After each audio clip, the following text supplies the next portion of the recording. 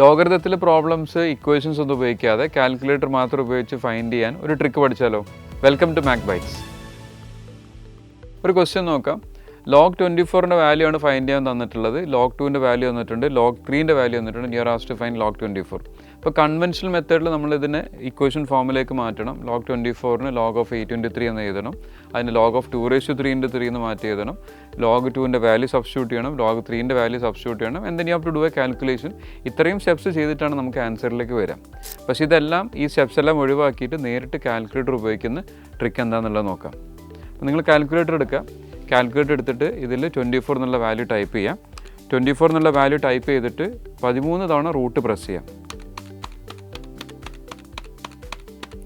ഇതിന് ശേഷം -1 എന്ന് പ്രസ് ചെയ്യാം, ഇൻറ്റു 3,558 എന്നിട്ട് ഈക്വൽ പ്രസ് ചെയ്താൽ നമുക്ക് ആവശ്യമുള്ള ആൻസർ കാൽക്കുലേറ്റർ തന്നെ വരും. ഇതിൽ നിങ്ങൾ നോക്കിക്കഴിഞ്ഞാൽ ഓപ്ഷൻ സി 1.3801 എന്നുള്ളതാണ് ഓപ്ഷൻ സി. വളരെ നിയറസ്റ്റ് ആയിട്ടുള്ള ആൻസർ നമുക്ക് കാൽക്കുലേറ്റർ ഉപയോഗിച്ച് ഫൈൻഡ് ചെയ്യാം. ഇപ്പോൾ ഈ പറഞ്ഞ ട്രിക്ക് നിങ്ങളൊന്ന് കാൽക്കുലേറ്റർ ഉപയോഗിച്ച് വർക്കൗട്ട് ചെയ്ത് നോക്കാം. അപ്പോൾ ഇതിലൂടെ നമുക്ക് വളരെ ഈസി ആയിട്ട് ഒരു മാർക്ക് സ്കോർ ചെയ്യാം.